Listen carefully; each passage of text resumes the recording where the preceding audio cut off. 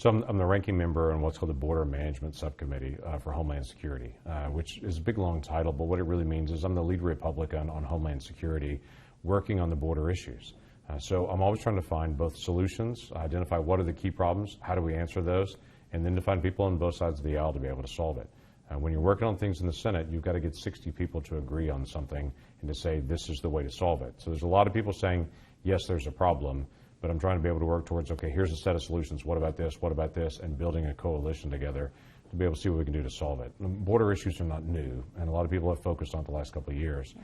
It's been an ongoing issue, but we're trying to build that coalition to say this problem doesn't get better by ignoring it.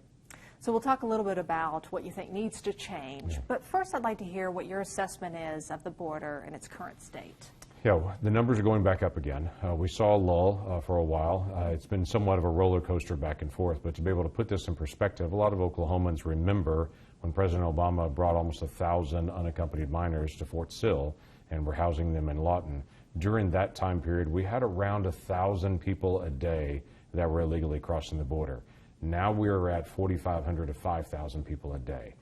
So we remember that crisis moment during the Obama administration where a lot of people, for the first time, turned their heads and said, oh, this is really getting bad. It's continued to accelerate, but it's really accelerated in the last 3 years to where the numbers are high, and they're not just from Central America. We've had folks from over 170 countries just this year that have illegally crossed the border, and we have a higher and higher percentage of people that are coming across the border that are non-Spanish speaking. Folks from West Africa, from the Middle East, Chinese, Russian citizens, Pakistanis, most of them men in their 20s. Most of them have no identification, and we have no background information on them at all. They cross the border, ask for asylum, they're released into the country within 24 hours and told to show up at a hearing, and most of them we'll never see again. They're literally somewhere in the country at this point, and we don't know where they are or what they're doing. What do you think the rise in the numbers is due to? Yeah, well, a couple of things. One is, we're the United States of America. The world still wants to come here. Americans are hard on Americans, but the rest of the world still wants to be us. We still do have an economy that's stronger than many other areas of the world, and we have a lot of employment opportunities that are here. And so from literally all over the world, people are coming. Second thing is, the cartels that are in northern Mexico are ruthless.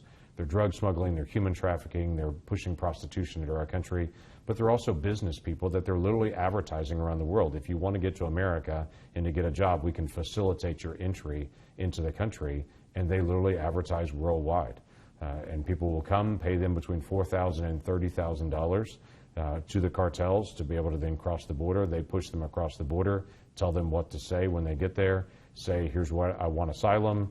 They know the process of what happens next. They'll talk them through that, release them in the country, and then they're somewhere in the country. Some of them have family that are here already, and so they can go and work in those areas. Some of them don't. Some of them have to work up some of their debt to the cartels. But the cartels are business people that they're actually collecting people worldwide to do that. And then the third issue really is a lot of folks have family that are here, whether distant or whatever, and they say America's a great country. You ought to come here. They're finding it difficult to do legal immigration, and so they're just coming illegally across the border. Do you think the numbers tell the whole story? Because it's my understanding that there may actually be even more people than what even the numbers display. There's by far more people that are coming than what the actual numbers will say. Let me give you a couple of things with that. Okay. We have the legal numbers that are coming across. We know those individuals, they've been vetted, they're coming. We know who they are, we know where they're coming to work. No issue with legal immigration. In fact, I find very few Oklahomans that have a problem with legal immigration. I'm a big proponent of legal immigration and naturalization, all that process. That number we know. There's a second number that's illegally crossing the border. Many of them are requesting asylum. Most of those don't actually qualify for asylum. They know it, we know it, but they go through an additional screening. They're released in the country. That number has recently dropped, and a lot of people said, well, the number's gone down. What's actually occurred is the Biden administration has split that number. If you register before you cross the border for asylum on an app called CBP One, and you actually register that you're coming, then come to a port of entry, they're not counted anymore as an illegal crossing. They're only counting the people that come between the ports of entries. Now, those two groups are treated exactly the same. They're coming across the border, they're requesting asylum. One is just processed faster than the other one, but there's no difference in the countries they're coming from, the process, anything else. But suddenly those are not being counted. There's a third group then of folks that are called gotaways. that Border Patrol can identify, they can see on some of their cameras, but they don't have the manpower to actually get to them. Some of those folks are crossing an open desert, wearing camouflage, carrying backpacks, traveling in groups that we think are for nefarious reasons, but there's no way to know. We have over 1 million people this year that have crossed into our country that are gotaways that we have no idea who they are, that have just crossed the border. And what type of pressure does that put on you as somebody who may be able to find some solutions to this? That's a very big issue. The Border Patrol will tell you they're not worried about someone that's traveling across the border asking for asylum that's a family. They're not worried about a national security risk. But while they're taking care of that family, the cartel will then say, they'll put up an aerial UAV, they'll put up a drone to be able to watch the Border Patrol come in and pick up families that they push across the border. Then they'll go 2 miles upriver and they'll send across a group of folks with backpacks that are carrying who knows what. They're very sophisticated in the process, and the Border Patrol will tell you the more people that we're catching for humanitarian reasons, those individuals are being used by the cartels to then bring in drugs that are killing Americans. We had over 100,000 Americans last year that died from drugs coming into our country. By far, most of those drugs came in from Mexico. It's a very real human threat and a human and a family toll that's there that the Border Patrol will tell you we want to spend more time chasing those gotaways, but we can't if we've got 12 kids that are in the desert that the cartel just put across. We're going to take care of them first. That's interesting. When I was there last week, I was talking to some of the guardsmen, and they were saying that at night there'd be like 200 people that would come and just rush, you know, and most of them would get caught, most of them wouldn't get crossed, but then you'd have the onesies or twosies that would. That's exactly right. And the same thing the Border Patrol will tell you. Then if you go a couple of miles either direction on it, that's when you get a lot of those gotaways that come in that we don't know who they are. So how effective are the existing measures that are in place right now to stop people from crossing illegally? So it depends on the part of the border. There's a running joke on the border that says, when you've been to one spot in the border, you've been to one spot in the border. Because of that 2,000 miles, it's different. There's a different group of folks that are crossing in Yuma, Arizona, that there are in McAllen, Texas, or in El Paso. It's different cartels that run the south side of the border at that point. Those cartels specialize in different parts of the world in recruiting people and managing and pushing people across. Some of the cartels are specialized in pushing criminal aliens across. If you go into Yuma, Arizona, you're going to get a high number of Chinese nationals that are coming across in that area, that they're facilitating their entry. Some of those are ending up working in marijuana grow locations here in Oklahoma. As the Oklahoma Bureau of Narcotics will tell you, many of the individuals working in these locations, the illegal grows here, are actually individuals that cross the border illegally from Mexico and have been trafficked here intentionally to be able to work in some of the grow houses here. So each part of the border is different in what we're experiencing. But the last time I asked, actually, the Rio Grande Valley area, that's McAllen, Texas area, I asked them specifically, are we able to track how much money the cartels are making just by trafficking people? I said, yes, of course, they interview the folks as they're coming across, how much they paid the cartels. Their best estimate is the cartels are making $153 million a week just around McAllen, Texas. That's not the whole 2,000-mile long border. That's just that one section. They're making about $153 million a week. So these are large criminal organizations that they're very sophisticated in moving people, and they're also ruthless. If you try to cross from the south to the north, they'll kill you. The Border Patrol will tell you the border is secure. It's just secure on the south side. You don't cross from south to north in any method without coming through the checkpoints of the cartels, because that's how they're making a large portion of their money. So in the one spot of the border we were at, which like you said, it was one spot. Right. So we saw the sea wire, there was a partial wall, there's Border Patrol agents, and I saw them day and night. We have some of our guardsmen there. So how is it when you have all these different pieces that they're still getting across in those types of numbers? So it just depends on the area. So take a Yuma, Arizona, for instance. Yuma, Arizona, one section just outside of town has an Indian reservation that's there. And for that particular reservation, they don't want a fencing up on their area. And there's sovereign nation, they can help protect that. But that leaves an open gap in the border. If you go a little farther down into the El Paso area even, you'll find once you get out of town a little bit, there are gaps in the fence. That construction stopped on January 2021 when the Biden administration stopped all construction at that point on any of the fencing. The fencing wasn't moving linear. They were building the easiest parts first and then the more complicated parts last. But that meant you might have a 150-yard gap in the fence. So the fence stretches for miles, and then there's this 150-yard gap. or some areas there'll be gap, gap, gap, gap, in a big city on the south side and a big city on the north side, and it's easy for someone to literally run from one area to the next just in that gap in the fence. And the Border Patrol and Customs and Border Protection have asked the Biden administration, just close the gap in the fence, just close that. What the Biden administration has chosen to do is to literally take the big tall bollards that were being put up before, cut them down to 6 foot, and put little 6-foot fences in those gaps, which makes no sense. We don't need a backyard 6-foot fence in these gap areas with a 15, 20, 30-foot tall wall on either side. They want something to be able to help slow them down. Now, fences don't stop people, but they slow people down. They become a deterrent. And what the Border Patrol will tell you is they just need something to slow it down. They've got other devices, they've got other cameras that are there in the areas they can see, and if it slows people down to try to get to a ladder to be able to come over the fence and do it, they can get there fast enough to be able to interdict. But when there's just a gap in the fence, they can't stop them. Thank you for painting that picture of what's that like down there. How do you balance then security with humanitarianism when you're down there? Sure. Yeah, there are individuals that you want to be able to meet a need, a basic human need. Water, for instance. We think it's hot in Oklahoma. Think about it in Arizona right now in the desert when it's routinely 115 degrees. These folks have been moved by the cartels up, care nothing about human life. They've got their money. They really don't care about these people at all. They'll move them there. They haven't had any water. They haven't had any food to drink. So there's a humanitarian need there as well. But there's a difference between meeting a humanitarian need and then releasing them into the country. When you release them into the country, it invites the next person to take that same dangerous journey again. We literally have individual ranchers. I was in South Texas not long ago that told me that this year they've had 70 people that have died on their ranch. 70 that are just traveling through that area. They've come across the fence, they've snuck across, they've been some of these other folks that weren't picked up by Border Patrol. Some have a criminal record or other reasons. They get into the hot summer and they actually literally die sitting there in the heat on their ranch. It's traumatic for those ranchers that are in that area. It's a terrible human toll for those folks.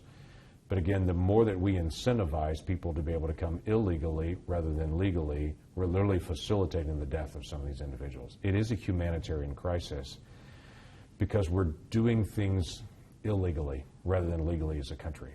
Again, if we were incentivizing more legal migration, more legal immigration to say, if you want to be able to come and work here for a short term and to be able to be here, you're welcome, because we need people in all kinds of jobs that are here and people that want to be able to come and work in America and then be able to return home.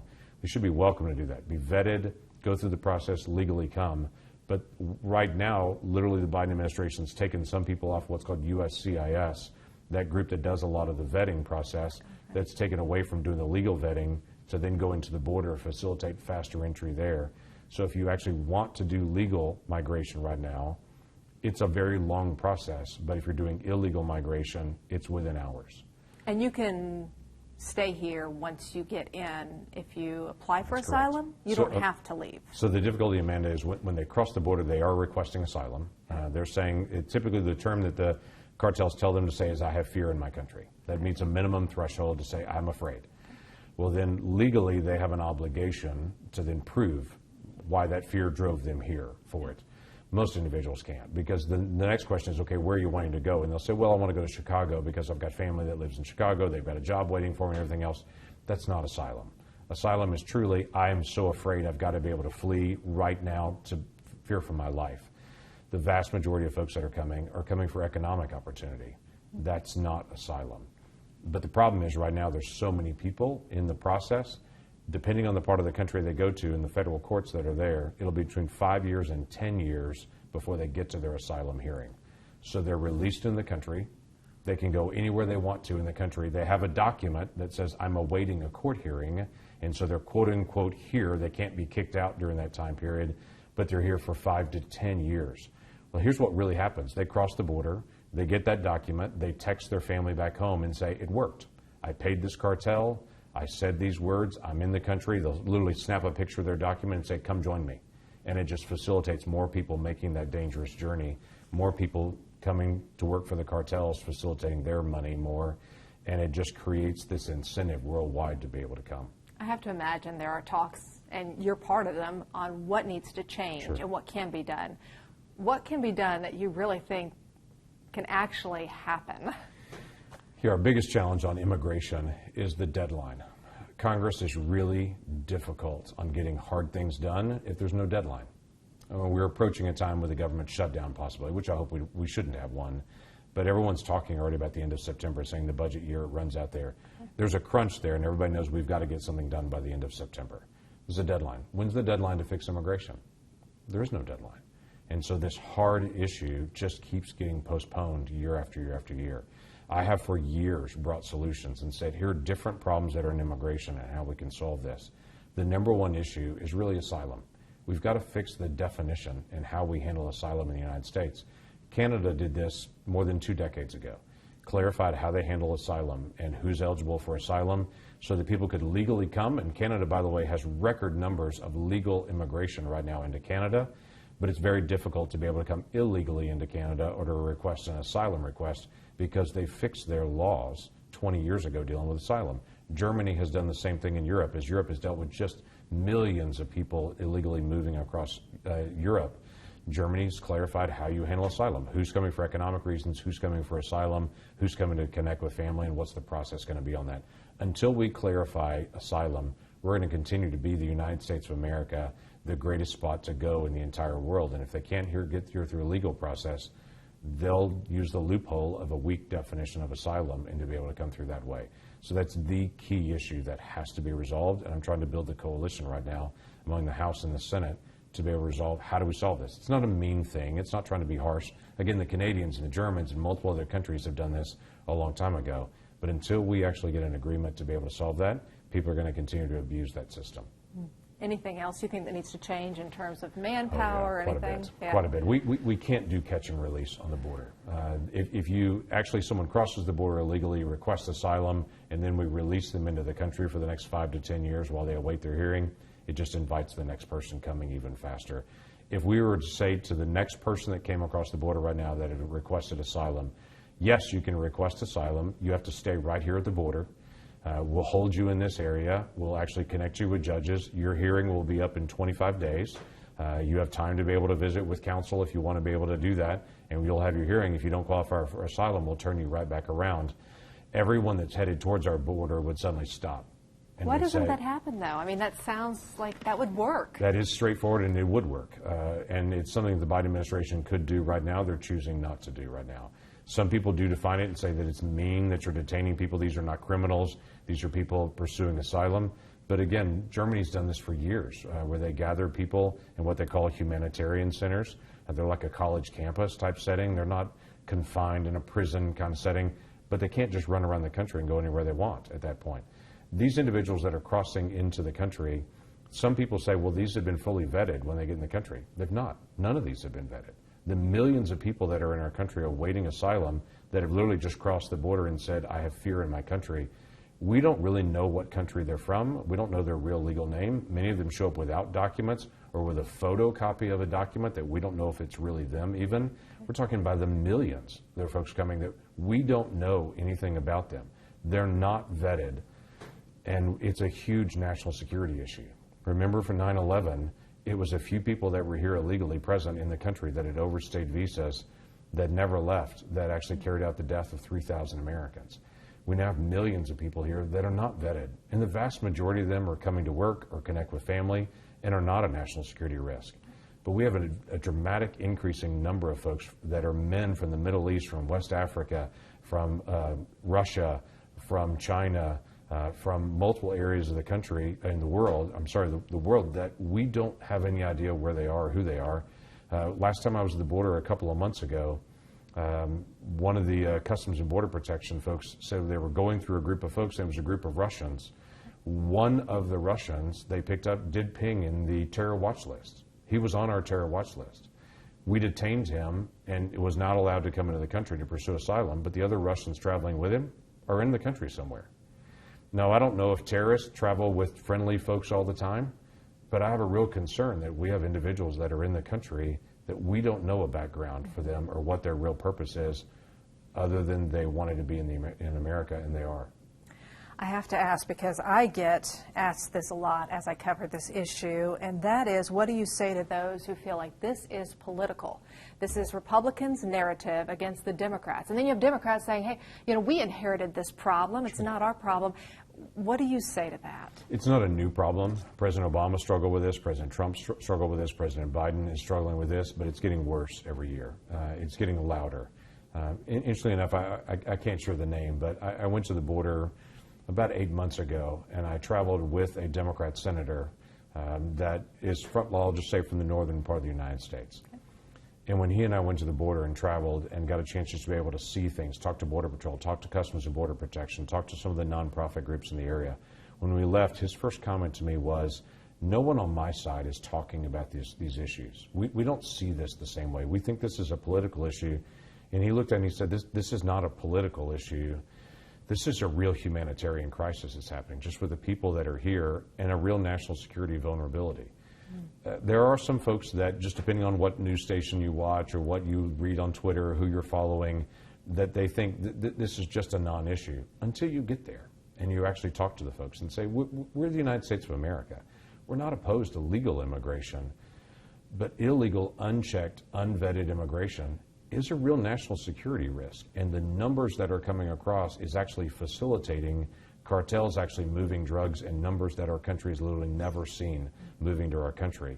And when 100,000 Americans die from illegal drugs that are, the vast number are coming from this area, we should say, hey, what can we do to be able to slow down the flow of that kind of drugs and not empowering cartels that are some of the most ruthless folks in the world, literally on our southern border? I'm so glad we're talking to you about this perspective of it. What do you feel like the state's role is when it comes to the border? So our border is a federal issue, period. It's a federal issue. The federal government has responsibility constitutionally to be able to take care of our border and to secure that. The problem is, if the federal government is not doing its job, then the states feel the effect of rise in drug increase, a rise in prostitution, a rise in human trafficking. Our state, Texas, multiple other states are trying to engage with our National Guard, with other individuals, Oklahoma Bureau of Narcotics, individual sheriff's departments even that tell me right now that they're picking up people on the road speaking all kinds of languages, that they're literally pulling out from their police car their phone and using Google Translate to be able to talk to someone and try to figure out, who are you? You have no license, you have no background, you're driving. Who are you? Where are you from? All these things are real law enforcement issues, and it's also a challenge here for our schools as well, because individuals, children, show up at our schools at all different times, and there becomes a challenge. We're going to take care of those kids. We're Americans.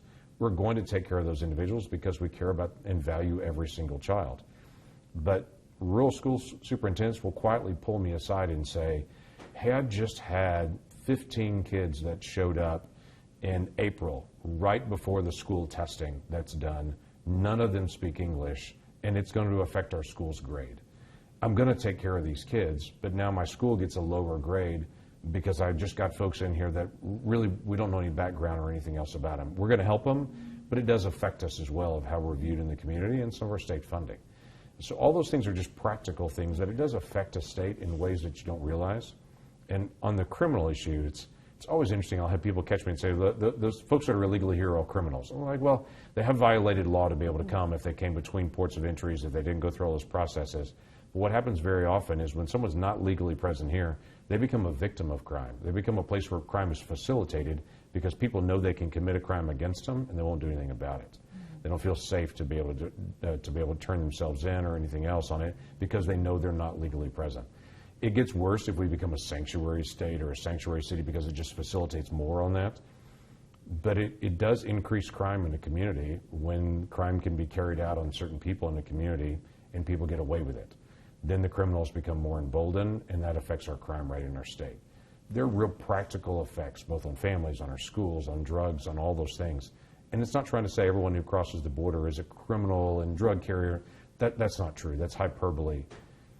But those effects are occurring in our state. And if we had legal immigration, that would be very different than illegal immigration. If you have legal immigration, people can turn in issues of crime. If you have legal immigration, you're managing those open areas of the border better because you have people available to be able to manage to watch for drugs and such.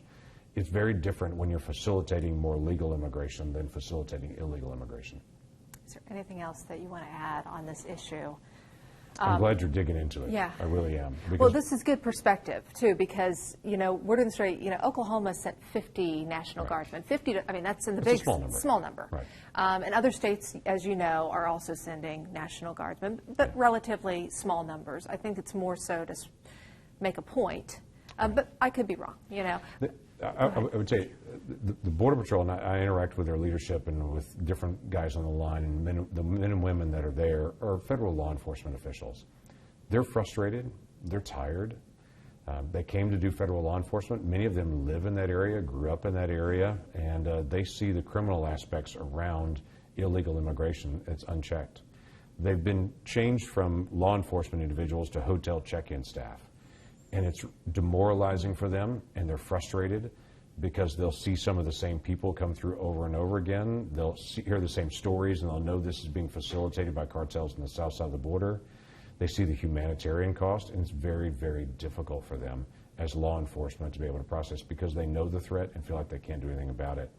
One of the things I just passed in the National Defense Authorization was an amendment to actually change the overtime hours for Border Patrol. As odd as it sounds, our Border Patrol have been working overtime now for years. They're just crushed with the workload of people there, but they're not compensated extra for their overtime.